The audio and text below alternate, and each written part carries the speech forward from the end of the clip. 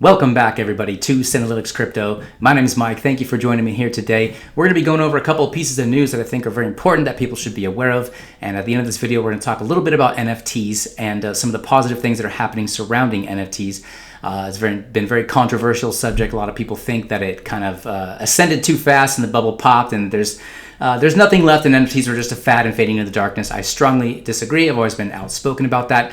But before we get into all of the news, let's go take a look real quick at the market cap. Here we are at $1.656 trillion, still kind of ranging in that $1.6 to $1.7 trillion range. Really nothing much has been happening. We had a lot of good news, a lot of positive things come out about Bitcoin, and it kind of drove the market back up a little bit. And of course, now we're seeing some more pullbacks. In the 24-hour time frame, we've gone down back into mostly red territory and back in the 1 hour here with a little bit of green, most of them under 1%. So we're kind of ranging sideways, which really all that is accumulation phase. We've reached a new place, and I'm not even going to call it a floor because absolutely we could drop lower. There's so many people who are saying that it's time for everything to break out and all these things are going to run, and they're talking about Bitcoin at 100K, is imminent and stuff like that. If you listen to the Moon Boy channels, that's what they're telling you. I'm not going to tell you that, although I do have a lot of hope. I'm very bullish for the end of this year. I think a lot of things are going to come back around, and we're going to be seeing some very healthy places in the crypto market. But we're not at a floor, but we're in a space now where there's a new platform of accumulation happening. And this is actually very, very healthy for the market. This is usually the time in between the kind of boring phase before we either go on a massive run up or we go into a bear market. I don't see us going into a bear market because of the state of the condition that everything is in. There's way too many positive things moving in favor of Bitcoin in general and the health of altcoins, depending on Bitcoin and Ethereum. I like what I'm seeing. This is a great accumulation phase. It's a good time to be dollar cost averaging into the positions of the coins that you like, the projects that you want to back, and always it's still, of course, holding a little bit on the side in case we do hit those dips, because we all know that dip happens and we got to take advantage of the dips. That's what smart traders do. So nothing to go over with on any particular project. We're still sitting in some pretty decent places, other than Bitcoin being around 38,000, 39,000. That's accumulation phase. And that's just where we're at right now. So you have to learn how to have patience in this market and not to strike too quickly or not to get bored. If you start trading in boredom, you're going to make a lot of mistakes. I say this because I did the same thing. I've done it before, and I don't want to do it again because I don't want to get caught up in that. So anyways, let's talk about some of these pieces of news here. Starting off with the one that I want to go over the most because I've been really on this whole El Salvador thing going on. I've made a couple videos of talking primarily about what El Salvador has done. And this is more proof of some of the things I've been talking about in the videos that I've made earlier in this week, including yesterday. So check it out. Bitcoin beach town in El Salvador bustles with growth after BTC becomes legal tender. These are the kinds of things that I'm expecting to happen in El Salvador and in every other country that eventually does accept Bitcoin as legal tender, which is the projection, the trajectory that we are on because of what's happened in El Salvador. So I think it's a beautiful thing, and it just makes me want to go to El Salvador even more and see what it's like to have to live off Bitcoin down there, because I've always wanted to do something like that, and now this is my best chance to do it, and it's a great excuse to go check out a beautiful country with beautiful people, and from what I hear, wonderful food. So let's get into this a little bit more. Ever since El Salvador passed a bill that was approved by a supermajority in the Salvadorian Congress legalizing Bitcoin as legal tender in the nation, the country has remained in the spotlight. Furthermore, there's an area in El Salvador called Bitcoin Beach. Wow, they are at a place called Bitcoin Beach. This is so cool. With a small group of beach villagers that are attempting to leverage Bitcoin on a daily basis. Interesting. So they're leveraging Bitcoin. I wasn't expecting that from this article. Let's go on. El Zonte Beach Tower and Surfer Village attempts to create a Bitcoin circular economy in El Salvador. Gosh, that's just brilliant. In a region located about 50 miles from the littoral highway, there's a small village and a lively surfer community situated in Playa El Zone Beach. After El Salvador legalized Bitcoin as a form of tender in the country, this beach village area started gaining lots of attention. I would expect that.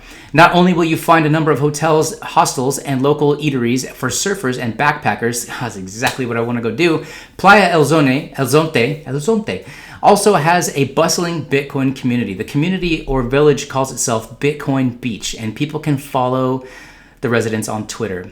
I think I might have to do that. The Bitcoin Beach residents were recently featured in a Reuters editorial published 2 days ago.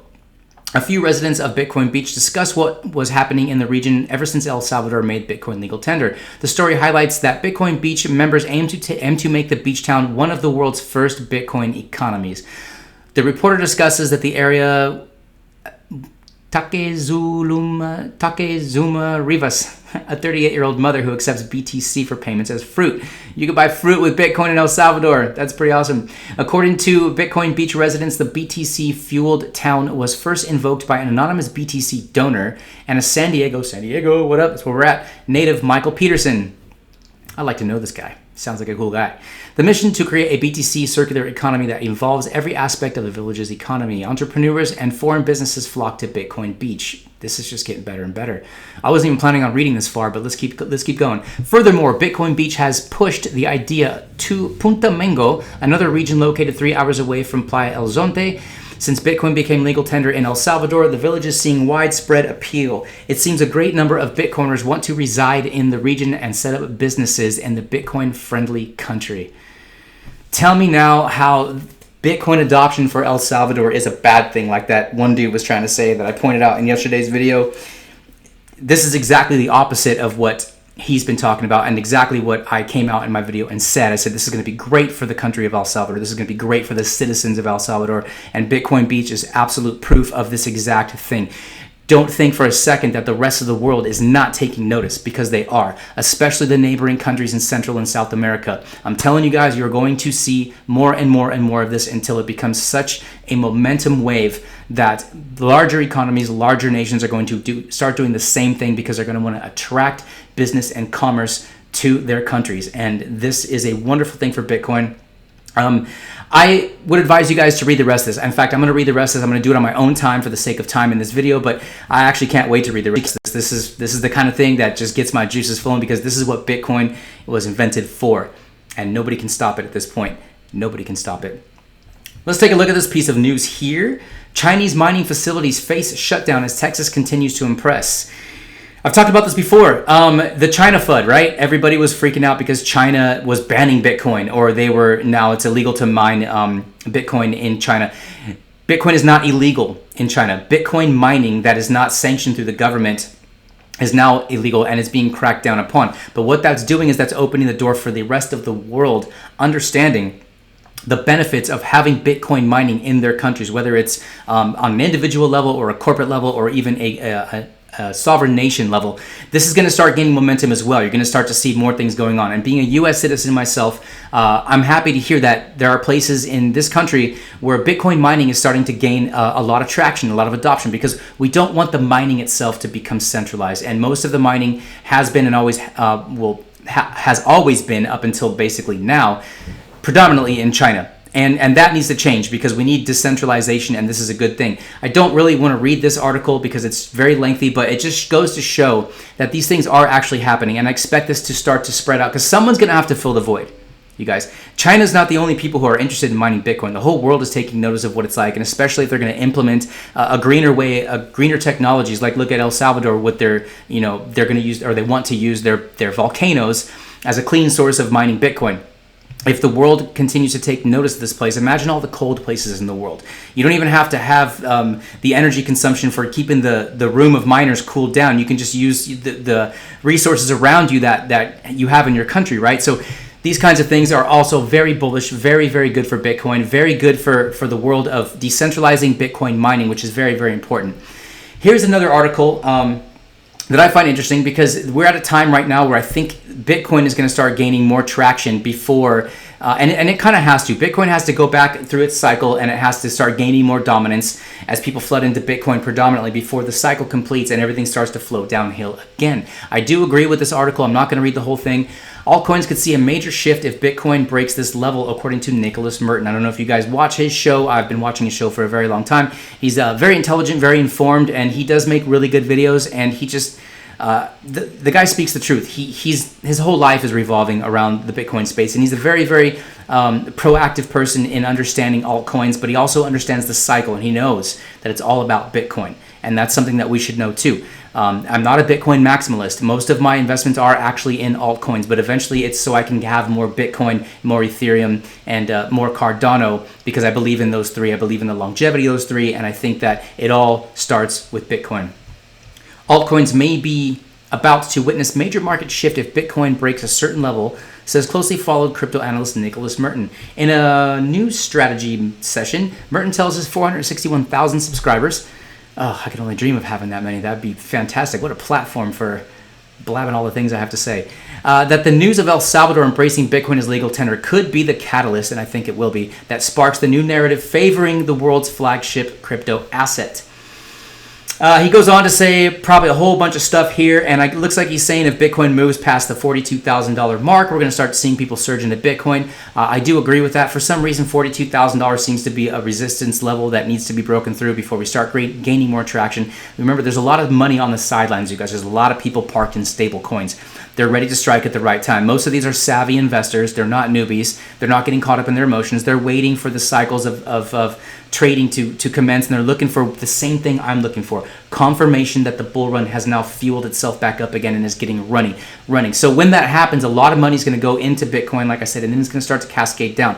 Look, I'm not here to talk to you about the next promising 100x or 1000x altcoin. We are not in that season right now. Anybody who's telling you that is selling you hopium or is looking for clickbait titles and attraction to their site. I'm not about that. Let's talk about the fundamentals. Let's talk about the focus that Bitcoin is now accepted in a country as legal tender, and the momentum is gaining. These are good things, but don't get caught up, you guys, in your favorite altcoin unless you're getting really, really good. And there are a lot of good buys out there, but be prepared to be able to have to sit on that for a while, because you don't want to sell at a loss. You want to follow what's going on. And I do believe that for this market to stay extremely healthy and to continue the next leg of the bull run, which I think eventually at the end of the year or the beginning of next year will lead to those blow off top moments, those crazy gains that I just realized my light's not on. Hi, how y'all doing? That's probably a lot better. Yeah, follow Bitcoin, follow Ethereum. Those two are the top of the chain for a reason, and a lot of things are going through it, and that's the way it should be. Bitcoin needs to get bigger, it needs to get swole, it needs to get ready to just be back on top in a massive way. And then, of course, people will start selling their Bitcoin and other things, speculating in altcoins, and we will have that 100x altcoin season again. So hang on to your coats here, guys. We're still looking good. Check this out. That's the big topic of discussion here, because this has been going on for a very long time. SEC opens to comments on whether to approve a VanEck Bitcoin ETF. Basically what this article is talking about, because I have read most of it, is that the U.S. Securities and Exchange Commission has issued, I guess now I'm just reading it, an order following the public to comment on the proposed rule change surrounding the Bitcoin exchange traded fund from asset manager VanEck. Okay, they did this before. Look, the SEC doesn't care what we think. Why they're doing this, I don't really know. Maybe it's just a way for them to continue to delay this. They are delaying the inevitable, in my opinion. We will have a Bitcoin ETF. I thought it was going to be this year. I'm a little skeptical of that, but certainly by sometime next year, I really do think that we will start seeing that, because we're already seeing the benefits of what Canada has done opening ETFs, and it's just a matter of time when the United States opens up the ETFs. That is going to make a massive flood into Bitcoin, and it's going to be the catalyst that gets us to those 250,000 lofty goals that people have been talking about for a very long time. But what they're saying here is now you and I, us commoners, us peons, us small fish, we can now go comment on their site about what we think. It's irrelevant, you guys. I'm not going to tell you not to waste your time and not do it, because that's, who am I to say that? I'm not going to do it because I personally see it as a waste of time. I know that these people don't care about us. They pretend that they do. They talk about the existence of the SEC being here to protect investors, and that's absolutely ridiculous. There was one good part about in this article, if I can find it, where they basically talk about how the SEC is supposed to protect us, and they're concerned about the regulation of the crypto market and they're concerned that the ETF may open up ways for the market to be manipulated. Okay, look, the market's already manipulated. It's heavily manipulated. They know it. This is all jargon. This is all an excuse for them to continue to delay it until all of the things that they're ready to implement have taken form. Now, that's a very deep subject, and maybe one day, if you guys would like, comment below. I can do more of a deep dive into that exact subject, because there's a lot to be said about what goes on behind the scenes on the large levels with the billionaire clubs, because they're all in a club together, and the governmental agencies talking about, the regulation and the taxation of Bitcoin, and tracking everybody down so they can find out what everybody's up to. It's a big, deep subject, and it's too much to go into on this particular episode, but I'll tell you what. The truth is we will have an ETF. The truth is the SEC is going to regulate crypto and Bitcoin, and if they implement an ETF, it's going to be even more regulated, which ultimately it's like ripping the Band-Aid off. It hurts at first, but it does stop the bleeding, and we can move forward with regulation, and a lot more institutional big money is going to feel a lot more comfortable about delegating large portions of what they have investing into Bitcoin in particular, and the cryptocurrency market at large as well. This I found very interesting. Just proof of, I hate to say it, but how fickle people can be with their investments, and how silly and how uninformed the market really is, and how basically fragile the market really is, because I find this to be very ridiculous. Fed expects 2 rate hikes in, wait for it, 2023? Dude, it's June 2021. We're talking about minimum 18 months, and that's assuming that they would implement those kinds of things at the beginning of the year, which I don't think they will. I think after reading most of this article, they're talking about by the end of 2023. So in general, we're looking at least 2 years, you guys, before they start hiking the rates. And when they hike the rates, they're not just going to just jump them up to like 4 or 5% at a time. We're talking about a quarter point, a half a point, maybe a full point at the most. But this spooked the market for whatever reason. I don't know why. I don't know if it's bot trading. I don't know if it's just because it started in the stock market and now it's obviously hitting the crypto market today, which is why you see the pullbacks happening right now. The Fed comes out and drops a feather, and the feather slowly floats to the floor, and people go, it's like they're waiting for the feather to hit the floor and make a bunch of noise. It's absolutely ridiculous, you guys. We're not going to see any. I would think that this would be positive news. I think that people would be starting to pour in because they know that they have a time frame before the Fed starts to hike interest rates so they can get a bunch of stuff done. And I think eventually that's exactly what's going to happen. I think more people are going to realize, well, shoot, I've got 18 to 24 months to make some things happen. So let's make some things happen, right? I mean, come on, you guys. People are so fickle with their investments. I don't even want to bother reading this article, but it's just something you should be aware of, and it is interesting to read. I just don't want to read it here. So go check this out for yourself. Tell me in the comments below what you think. What do you think? Are you worried about your investments? Are you worried about that in 2 years from now we're going to get a tiny little Fed rate hike and it's going to absolutely destroy the market? Or are you more anticipating the gains you can make over the next 2 years when borrowing money is still essentially free? I mean, come on, right? We got to think logically here. And one more piece of news before I start talking about this NFT stuff real quick here. General Motors CEO. Nothing precludes GM from accepting Bitcoin if there's consumer demand. I'll be honest with you. This is bullish news, right? But I don't think there will be consumer demand. I don't think that's going to stop General Motors from accepting Bitcoin. Look what Tesla did. I think that, honestly, I'm going off the record here saying this, but I don't think anybody bought Tesla with Bitcoin. I don't think anybody did. And if they did, they made a mistake.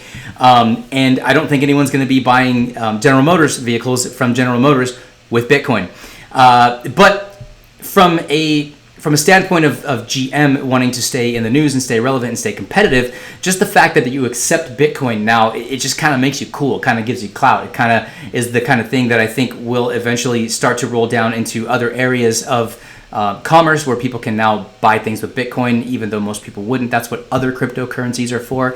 You save your Bitcoin as a store of wealth, you hold it for value against the inflated US dollar, and you spend those other ones that are cheaper to spend, that are quicker to spend, and I think that stuff's going to be adopted. I think that's one of the use case for Litecoin that people do talk about often, but nobody really seems to gain any traction on it. But you guys got to remember, a day at a time here, we're heading closer towards the future. And in the future, a lot of things are going to be different than what we're seeing right now. And that's why I do hold some Litecoin. I hold some Litecoin because I know there's going to come a day when it's going to be very, very spendable, and people are going to be buying things in Litecoin and not in Bitcoin. Just imagine a day when and I won't say if because I will say when Amazon decides, okay, now we'll accept cryptocurrencies. You can now buy stuff on Amazon with cryptocurrencies. Litecoin would be one of those cryptocurrencies. Bitcoin would be one of those cryptocurrencies. Ethereum, I just don't think most people would be using Ethereum and Bitcoin to be doing that, although that would be great for the market as a whole, because that would just be more mass adoption, and that would be more reason for people to be like, maybe I ought to throw a little bit of money into Bitcoin. I like the way this is going. Maybe I ought to start looking into some of these other altcoins and seeing what they have to offer. Anyways, at this point, I'm rambling. Like I said, they're not going to have consumer demand, but that's not going to stop them from doing it. So let's move on to NFTs. You guys, are two pieces of news that I think are very bullish and very telling as to exactly where. Sorry, my nose always itches when I start to make videos for whatever reason. Forgive me. CNN selling historic news moments as NFTs. CNN news. Like, I don't follow the news. I don't watch the news. I like to call it the bad news because there's just really nothing good on the news these days. It's all just dark and depressing and all kinds of crap going on. But the fact that, and I've talked about this before, you guys, NFTs, the bubble has not popped. It just got too big too fast, and people started pouring money into projects that weren't ready to develop what they're actually developing, although some of them actually have. Y'all know I'm a big fan of Luxo. I think once they get some traction, some major things are going to be happening. You can go watch the videos I've made on Luxo previously to this, about a month or two ago.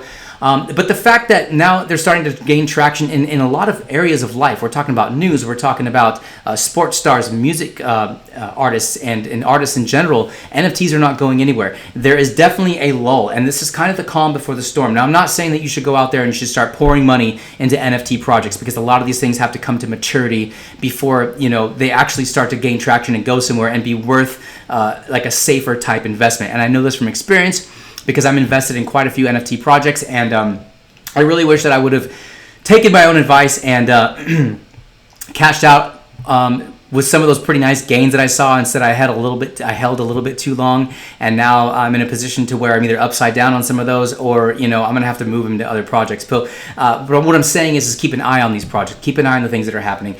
Not an article worth reading, but here's the next one that I want to go over with before I end this video. Another gigantic bullish sign for NFTs. Entertainment giant Fox teams up with Bento Box to manage $100 million NFT creator fund. Not going to read this article either, but I will point out that I do find this interesting, right? You got CNN over here, all the way on the left. You got Fox here, all the way on the right. The CNN people don't like the Fox people, and the Fox people don't like the CNN people, and it's just like pro wrestling, when this guy and that guy, they're going to go get in the ring and they're going to fight for the championship belt. Yeah, these guys hate each other, right? Yeah.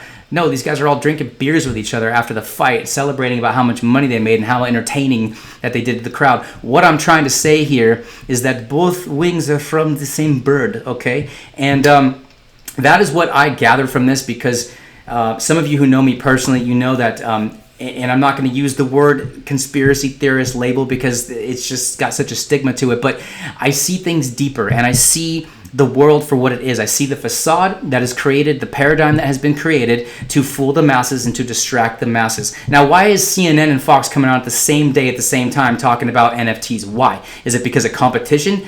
No, it's not. I'll tell you why. Because all of the major news media organizations are owned by basically the same couple of corporations. You can look this stuff up yourself. Yes, we're going down a rabbit hole. That's what we're doing right now on this channel. But it really speaks volumes as to what's really going on behind the scenes.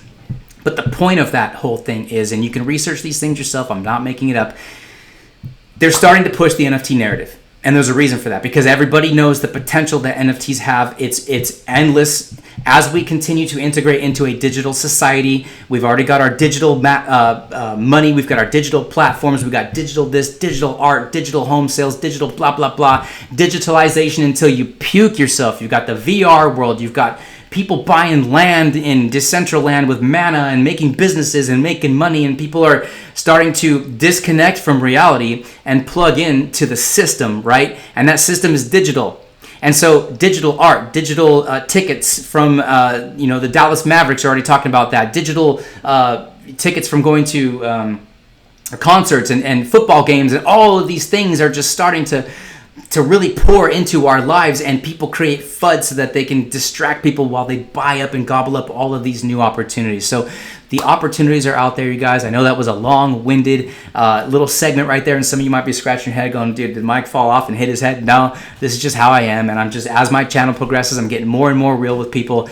There's always something to see behind the curtain. There's always more than meets the eye, right? There's always more going on. You need to look at these kinds of things. I think it's very interesting that Fox and CNN, competitors who hate each other, all they actually really do is teach us to hate each other, which is a whole another story in itself. I'm very against that. I do not follow politics. I do not belong to any side, and I don't believe in voting for the lesser of two evils. So I guess I've said enough here. You guys are probably had enough of my rambling. For those of you who made it to the end of this video, I appreciate all of you guys. Look, if you haven't subscribed, hit the subscribe button. If you haven't joined the Telegram channel, the details are right down there below. And the best thing you can do to support my channel is leave me a thumbs up and comment. If you want to leave 2 comments, that's even better. If you want to start things that are controversial and let people express their opinions, I think that's fantastic, because I think too many people's opinions are being suppressed nowadays. People are afraid to speak their minds, and I love the banter. I love the back and forth. I love involving myself with you. I try to answer as many people's comments as I can, because that's the best part of my evening before I go to bed, is interacting with you guys. So thank you very much. Y'all have a great day. Happy trading out there. Listen, don't get caught up in the hoopla. Don't get caught up in we're going to the moon tomorrow, and don't get caught up in the bottom's about to fall out, because the truth is neither one of those scenarios are true. So happy trading. Be good. Be a blessing. Be kind to people. Peace.